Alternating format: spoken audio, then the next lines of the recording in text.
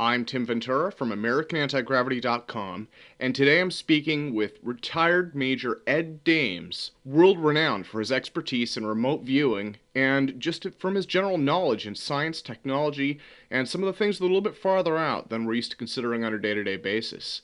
He runs the Matrix Intelligence Agency, which is at www.matrixintelligenceagency.com.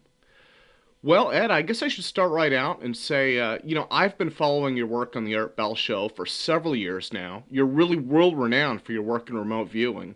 And I always felt like it seemed somewhat obscure until around 99, 2000, when there was literally just this explosion of publicity and renewed interest. I'm wondering if this is related to the training materials that you've come out with.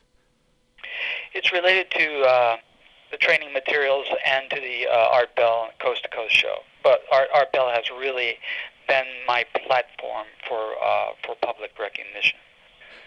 Yeah, absolutely. Well, in terms of selling those, is there a location that people can find online to buy a copy or to learn more about it?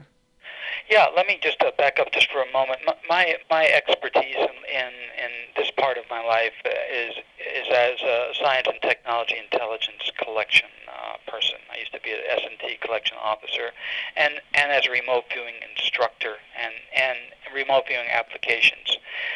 The reason I jumped ship from managing scientists in the Department of Defense and S&T collection was I became so enamored with remote viewing and what it could do, and so I gravitated toward a second career in remote viewing.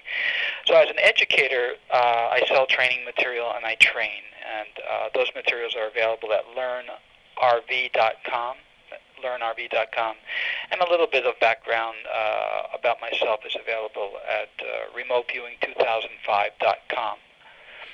Absolutely. Well, one of the things that I really like about the idea of remote viewing is that you don't have to really have this incredible, decades of experience with it to start getting results. It seems to tap into this latent psychic energy that we all have. I don't like to use the term energy, Tim. That term is too broadly used and thrown around too much in too many circles.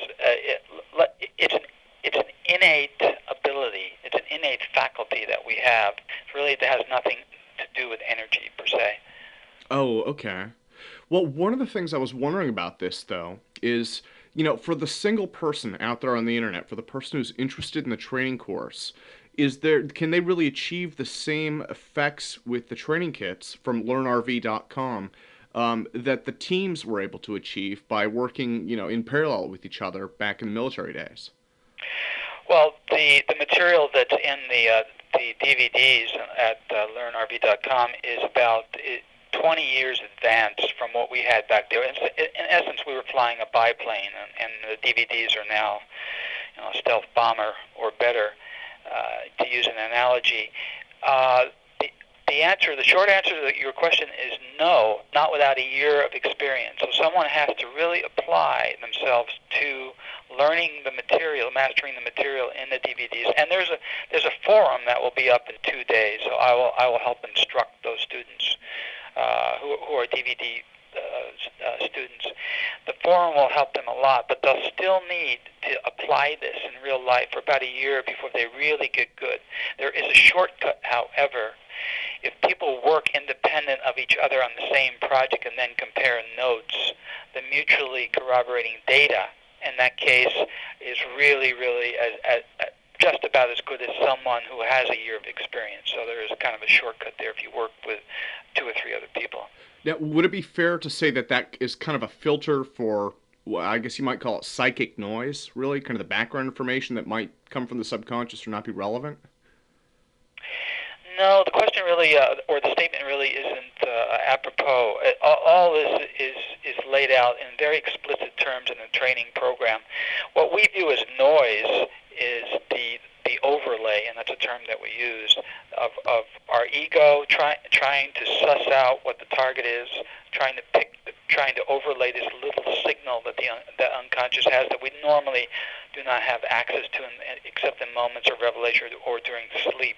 To pick up that signal and overlay it with one's ego or attempt to analyze the material based upon one's past, our habituation, our cultural conditioning, and other conditioning, that acts as noise to this unconscious signal. Oh, okay. Okay. Well, So what we're doing is if you think of mind, a single mind, you don't have your own mind. You're out of your mind. And so am I. Mind is a monad. It's unitary. Think of mind as an electromagnetic field. It is not, but it's a good analogy right now. And your brain as an oscillator, and it is a true oscillator. If one turns one's attention, and unconscious can be trained to do this without conscious awareness by being directed using simply numbers that point attention to a particular remote viewing target, a person, place, thing, or an event. If mind is this field out there, this mind field, all things apparently exist as patterns of information. Even abstract things, by the way. Abstract ideas exist as patterns of information as well as your automobile or your sun or your house. We can turn our attention to that even though we've never had conscious contact with it or physical contact with it, eyesight or tactily, and download as much information as professionals, as much information as we want to download about it, about a target, and it's a pretty incredible skill. So we take this innate ability and we turn it into a skill. yeah, well, especially for inventors and experimenters, right? Because we're working in areas that where there's essentially an inherent lack of knowledge about some of the outcomes, and This is where we shine. And remote viewing really shines in areas where there are no pieces of the puzzle, rather than just a few. But the way we set a problem up is interesting. It's different than the way you think that we might set it up as remote viewers. For instance, if we were let's say we're talking about engineering a device that avails itself of zero-point energy. This is a real-world example. In fact, Bert Rutan called me into his office about seven or 8 years ago, up at Scale Composites in Mojave, and he wanted to know if he in conjunction with two other people whose names I won't mention right now, could actually build a ZBE device, engineering device. So I sat down and told him how we would, as remote viewers, set that problem up. There's two ways of doing it. We could take, let's say, engineering that is extant, that exists now, and people are trying to work the bugs out, and we can optimize that system or see if it's capable of achieving its goal. In this case, engineering a device that could avail itself of a virtual pool of infinite energy, zero-point energy. But what we normally do in our business is we ask ourselves, what is the goal of the experimenter? What do they want? Because almost always, in these cases, as well as medical cases, by the way, there is a better way to do it. There's a better mousetrap. And unconscious knows what the answer is, but is constrained by the problem set, the range and domain of the experimenter. If we back away and look at the more general case, we may find out that there's a better way using the current tech base, the material science that we have at our disposal now, and our knowledge to achieve that goal, rather than what the experimenter thinks is the way to do it. Remote viewing does not allow thinking. No thinking allowed when we do this process. It does an end run around the thinking process and dumps out the truth about the problem, the knowledge. It's direct connectivity. There's no middleman. It's a direct connection between the problem and the solution. So we set these problem sets up in terms of remote viewing in a very, very terse and succinct way, the way that you would, let's say, execute using a contemporary vernacular, a Google Internet search or any database search. You really want to be careful about your search term to make sure that you don't get that, you're not executing a junk in, junk out type of maneuver. sure. Well, the way that you just described that actually reminds me in many ways of descriptions that I've heard about quantum computers, both in terms of an incredibly long process to set up the correct problem, just asking the right questions, as well as doing kind of an end run around the processing just to simply, well, in the case of a quantum computer, it uses many worlds to arrive at the solution. So, Again, what I would do, sitting as an advisor and a project manager, I would sit down with the project managers themselves, the scientists and the engineers, and say, okay, guys, what's your goal here? And that goal has to be succinctly articulated. Now, I'm not saying that fuzzy sets and fuzzy goals are not okay. They are okay. But in the end, when you come down to spending money and building things, you have to take that fuzzy goal and solidify it. We have to know exactly what the goal is. What are you trying to achieve? Yeah, you want to call this thing a quantum computer. What the heck's a computer anyway? When's the last time you called your laptop a computer or your PC? You call it a PC. Even the idea of computer is superannuated. Dell Computers took the name computer away. So we have to be careful in our business because mind is outside of time and space. Watch out how these words and ideas change because the ideas have a reality all their own. That device that you're working on you may not necessarily want to call that a computer in terms of the global mind that we work in. We might want to use another name for it. However, having said that, we don't have to use any name for it. But what we do need, what in the heck is the goal of these researchers and engineers? What do they want? Then when we solidify that, we've got our teeth into exactly what we need as remote viewers to spin out from there and look to see if, number one, it's possible at present time, because again we have to lock our unconscious mind as we search into present time. Otherwise we're going to be describing something that's perhaps 20 years hence that you can't build now because it outruns our tech base. And we can see how many paths or avenues are available to these researchers to build what they want to build. The other case is where let's say hydrogen-based automobile power plants, for instance, like you want to build a hydrogen automobile engine. And it's too difficult. I mean, we're also practical people at MIA. It's too difficult to re-engineer assembly lines all over the world to build something that is very different than a piston-driven engine and a thing that has wheels on it. Mostly car companies would like to keep their general design and only replace the engine if they could. So we can take and look at their design and then optimize it. We can look at their design, constrain our remote viewing search to that specific tact or avenue of technology, and then optimize it for them. Absolutely. That's remarkable. Well, and it sounds like part of the remote viewing process, learning how to ask the right questions, can help outside of remote viewing as well. It can help pretty much everybody in engineering help ask themselves kind of the more real, more honest questions about what they're really looking for. Yeah, a lot of times in order to get for instance, remote viewing, by the way, is a three-part process. It's setting up the matrix search term. We call the collective, the global mind, the matrix, long before the movies ever came out, called it the matrix. And interestingly, I was in a movie that Tom Cruise and his partner Paul Wagner produced. That Trinity from the Matrix, she was in that movie. Suspect Zero. I trained Sir Ben Kingsley for his role in that movie, and I played a remote viewing instructor in that. It was just out. Three-part process: setting up the search term. The skill itself of remote viewing takes about an hour, 2 hours for a professional to work one remote viewing session, produce the first set of data, and analysis, which has some real pitfalls in it.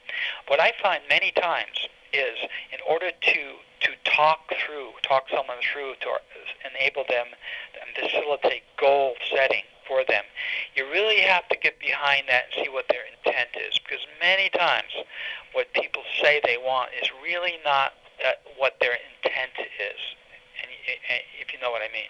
Yeah, definitely. The intent is really important. Hey, come on, what do you really want here? Well, I want to save the world, or I want to help the world do that. Do you really, or do you want to make money for your company? Which one of those is driving the apparently egalitarian or altruistic goal, sir? Is it your ego, or is it something else? Your greed, or whatever. Well, we don't mess around in our business. Our business is the truth and nothing but the truth, and that means get behind. What humans create secrets. We know that in the intelligence business. Humans still create secrets, and a lot of people keep secrets from themselves. Sure. Well, to change subjects just a bit, again, as an avid follower of the Art Bell Show, one of the things I've noticed over the last, I would say a couple of years, has become that your predictions on the show, and again, I guess these come from a team, have become a fair amount darker than they initially were. And I'm wondering, if there are any refinements in the technique that could have contributed to this. Oh no, we're going down pretty fast. In fact, I mean, it just gets grimmer and grimmer. It's no more grim than it was before, except that what was on the horizon before is at our doorstep now. Global economic collapse, U.S. economic collapse, 2005, and unfortunately, use of a nuclear weapon on the Korean Peninsula, those kind of things. The grimmest, what will really light the fuse for essentially World War III has already started. It's a slow burn.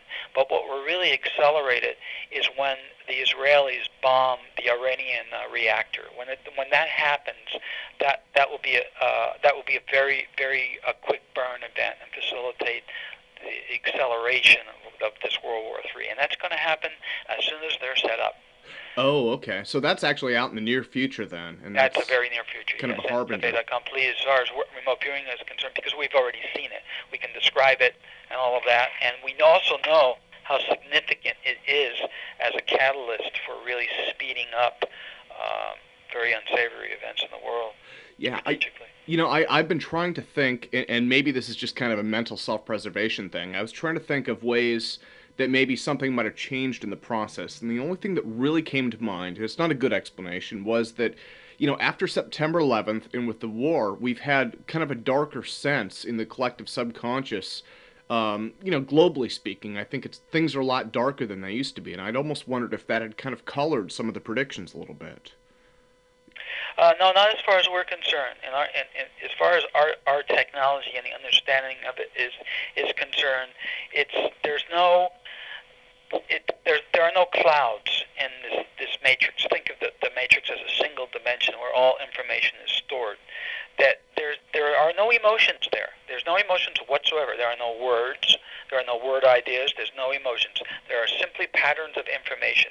We download those through our wooden heads and this oscillator that we call the brain, and then we can add, after the remote viewing session is over, our oh my God, or isn't this terrible, that kind of thing, the emotional bent. But that's all down here at the outstation. Where it begins is just simply truth. Yeah. Like it or not. Well, Take it or leave it. one of the things that you've mentioned, as I recall, is a little bit of information about ET. And from everything I've heard, and I guess people can either choose to believe in ET or not, but, one of the common claims is that if UFOs are here, then they're using some kind of anti-gravity to get around. And I get asked a lot of questions about this. I was wondering if you might have any input on the technology. I led a team of some really superb scientists. This country's some of the best scientists we had, as well as engineers that had worked on the space station, physicists from Stanford Linear Accelerator. Those people led a kind of a covert team. Dr. Hal Puthoff was on the team too. Colonel Alexander is aware of this, and I know you've interviewed him in the past. A good friend of mine. They led them into the desert over a period of time in New Mexico to attempt to establish ground truth about the phenomenon itself. At least one aspect of it, that was to try to touch a piece of the technology or record enough about what any reasonable person would call a UFO, so that we could establish some sort of ground truth. And Peter Sturrock at Stanford University was really behind this. He said, Ed, we really need something to give to the scientific community. So that was my agenda. Their agenda, though, was different. Their agenda was to understand and I'll use this term because they used it, the propulsion system. Yeah, yeah. Well, remote viewers, attempted many times to look at this one particular class of things, and yes, it is extraterrestrial, and yes, they are machines. But some of them, the ones that we were looking at, but we could not, by hook or by crook, understand how the damn things were moving. We just couldn't understand it. We had no idea whatsoever, And I'm familiar to some degree with electrogravitics and a lot of other technologies. And they are technologies, not just theories, that are out there. But this thing, we just couldn't suss out how they were moving. Okay, so we're looking at maybe a system that's nominally 100 million years ahead of us, for one thing. And a lot of what you see out there is also a projection. and where the somebody parsecs away, I use the term somebody loosely, doesn't have to get in a box and travel anywhere. They can walk into a room. Let me use a simplistic example. They can walk into a chamber and direct the chamber to be anywhere in space-time that they want it to be. That's one thing we've seen. The other thing that we've seen is introscopic technologies where something somewhere else will I'll say, use the term project a beam down to the Earth. The beam will be programmed to collect carbon from the air and assemble something right there that becomes solid as long as this beam is turned on.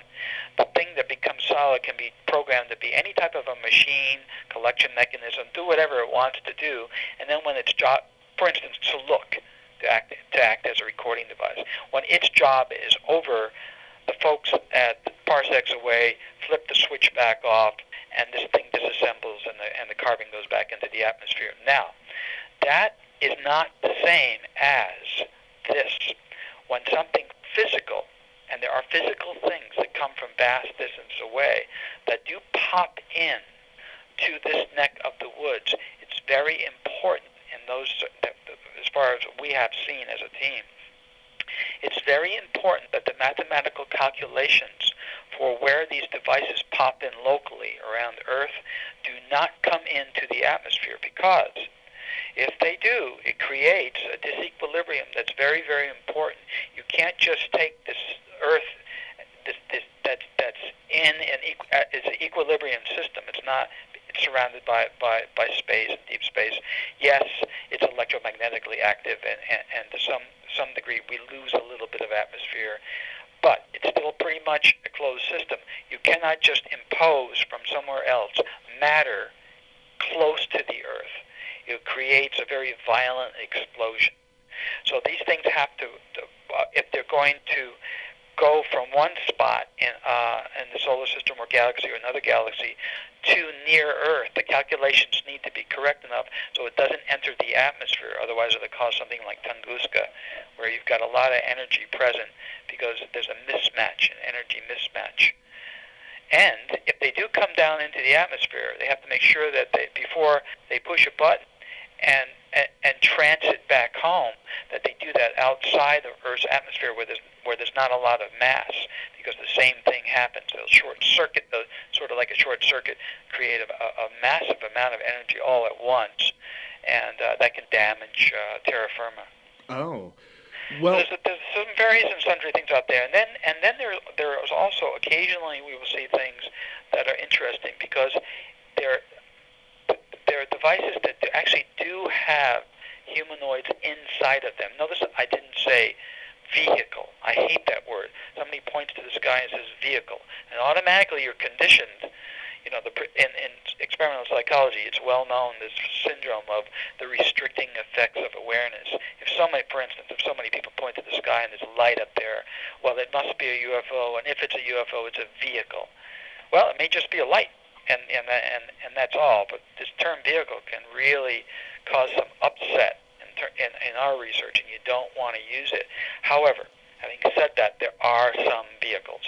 The vehicles, most of the types of vehicles we see that have humanoids in them, humans in them, are coming back from the future, because it isn't too far away where we start experimenting with devices here, that in about 30 years, that pop up, spin very fast, turn at certain angles, and move backwards in time. Some of those devices that we're seeing are prototype mechanisms that have nobody in them, and others do. Various degrees of technological advancement for these things that move back and forth through time. And how they're moving through time is spinning very fast at particular angles. Well, I guess the next question, and in this case almost a gimme question, is if you have any insight into, which direction scientists and experimenters should follow to begin building devices like this. It would take a big project to do that, and it's going to happen anyway. If it's going to happen anyway, and here's where some paradoxes come in our work. If we were to remote, there's a possibility if we were to subject these ideas to our skills and help bootstrap a project like that, that we're creating our own future with the self-same people that are watching this thing fly are those same ones that we're supporting, back here in the past. I, at this juncture, am not interested in technology any longer. I'm interested in contact. I talked to you offline about that. Things are moving so fast, and I've seen so much technology in my business, remote viewing and otherwise, as a tech manager. It just doesn't. I don't get off on technology anymore, but I do get off on contact. I want contact, and so that's where my resources in terms of time and money go towards that goal. Now, when you speak of contact, are you talking about ET actually getting in touch with them? Or? Yes, I am. Oh, okay, okay. Yeah. Has that progressed at all, or is Yes, it? it has very much so. If it hadn't, I'd pull the plug and just raise a flower garden or vegetable garden or something like that. Oh, I hadn't Because realized. it's my big goal, and it's very doable. And I talked about that on our Bell shows many times. If it wasn't doable, I certainly wouldn't waste my time on it. I would go off into other arenas, but this one is doable. Yeah, a lot of people have been asking why they don't just show up on the White House lawn, and my own pet theory is that, if I was a self-respecting ET, I would be scared to death of the human race. So, Well, they're not scared. They certainly don't have no reason to be scared unless their equipment broke and they were stranded here. Then they do have a big reason to be scared. But I, you know, I don't want to speculate anymore. I've done that for many years. That there are certain things I think, certain postulates I think that are true about what we've been seeing. But the best way to understand them collectively is to sit down with in a coffee clash with a date-to-date meet and ask them point blank if ask them, just meet with them. And I don't think they're going to meet. The idea that I've talked about on the Art Bell show is they're not going to sit down and deal with any humans that are less than wise. I mean, really wise. We've got to get really smart to sit down with them. And I've mentioned to at least coast to coast listeners how I'm pursuing that. There is a place. I don't want to call it a portal or a Stargate, but there's something like that that has been around for a long time just awaiting, and you can walk right by it and never know it's there. But if you go there and you know what's there, there will be contact. So that door has been left open, and it takes this very highly evolved. I mean, remote viewing is a really highly evolved consciousness tool to take the tool to look for this, to discover this thing, and to go there knowing what's there, even though your eyes cannot see it. I think that's what it takes for contact. That's a nutshell goal that I have. absolutely. Well, we're almost out of time for today, but I want to say thanks again for sharing this information with us. And I guess I should restate that your website is matrixintelligenceagency.com. Actually, that's just for my operational team. So there's nothing okay. there for the public. Tim, the two websites are learnrv.com and remoteviewing2005.com. Oh, great, great. Well, thanks again for your time, Ed, and I definitely look forward to, hopefully in the future, bringing you back on with a little bit more information about what you've been able to learn and how things are progressing. Oh, it's been an honor to be here. I love my work, and I love my work as an educator as well, too. I like people, so it's always a pleasure to do these interviews. Okay, well, thanks again.